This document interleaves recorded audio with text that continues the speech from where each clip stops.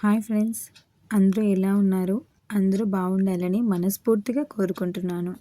ఈ వీడియోలో మీకు పిల్లలు ఎటువంటి సైడ్ డిష్ లేకుండా హెల్తీగా, టేస్టీగా తినే రెసిపీ చూపిస్తాను. మీలో చాలామందికి తెలిసి ఉండొచ్చు ఈ రెసిపీ. నేను పిల్లలకి ఎలా చేస్తానో అది చూపిస్తున్నాను. మా పిల్లలు చాలా ఇష్టంగా తింటారు. ఇక్కడ కలర్ఫుల్గా ప్లేట్ కనబడుతుంది కదా, ఆనియన్, క్యారెట్, అలాగే కొత్తిమీర. ఇవి తరగడంలో కూడా మా ఆయన, మా పాప నాకు హెల్ప్ చేశారు. మీరు కూడా పిల్లల్ని ఇన్వాల్వ్ చేయండి. కాకపోతే మీరు వారి దగ్గర ఉండి వారిని ఇన్వాల్వ్ చేసి వారు కూడా చేసేలాగా, వారు ట్రై చేసేలాగా కొద్దిగా మనం కూడా సపోర్ట్ చేయాలి.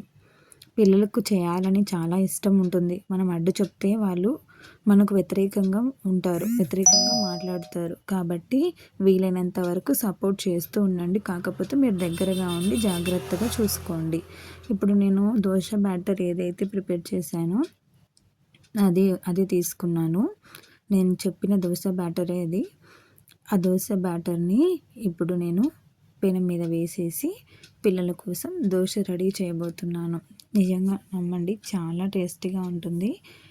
ఏ చట్నీలు కానీ ఏ పొడులు కానీ అడగరు, అంత బాగా ఉంటుంది.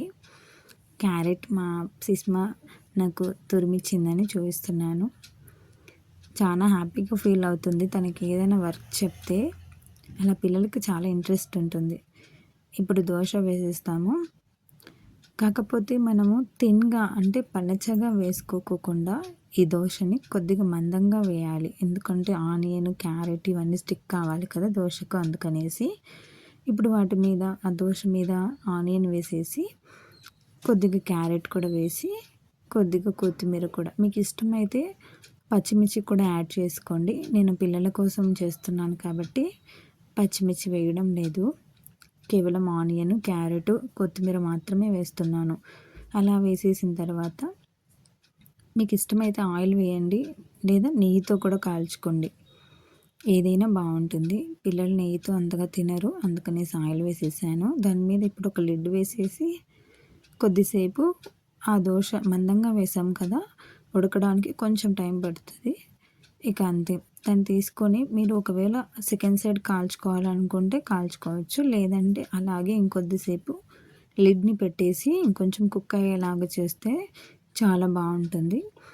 మా సిస్మాకి కొద్దిగా ఫ్లిప్ చేసి ఇస్తేనే తింటుంది తను, అందుకనేసి నేను సెకండ్ సైడ్ కూడా కాలుస్తున్నాను.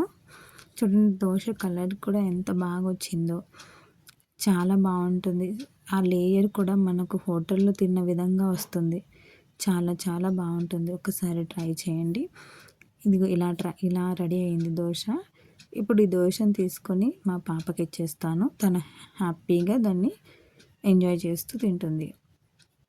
ఇచ్చేసాను తనకి. చాలా అంటే చాలా బాగుంటుంది. కలర్ఫుల్గా కళ్ళకైతే ఎంత బాగుంటుందో ఇలా చూడడానికి. ఏదైనా డిష్ మనం పూర్తిగా తినాలంటే ఫస్ట్ అది మన కళ్ళకు చాలా బాగా, ముఖ్యంగా పిల్లలకు అది కంటికి ఎలా కనపడుతుందో వాళ్ళు ఫస్ట్ దాన్ని అట్రాక్ట్ అవుతేనే ఫుడ్ తినడానికి ఇష్టపడతారు. కాబట్టి ఇలా చేస్తే చాలా హ్యాపీగా తినేస్తారు.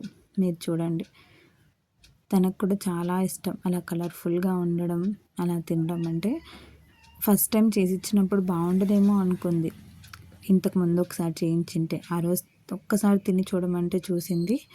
తర్వాత తనే దోశపిండి వేసినప్పుడు తనే అడుగుతూ వస్తుంది, నాకు అలా చేసి అని. అంత బాగుంటుంది దోశ. మీరు కూడా ఒక్కసారి ట్రై చేసి చూడండి. ఈ వీడియో ఇంతవరకు చూసినందుకు మీకు చాలా చాలా థ్యాంక్స్ అండి. వీడియో నచ్చినట్టయితే లైక్ చేయండి, షేర్ చేయండి. మరిన్ని వీడియోస్ కోసం మన ఛానల్ని సబ్స్క్రైబ్ చేసుకోండి. Thank you so much for watching.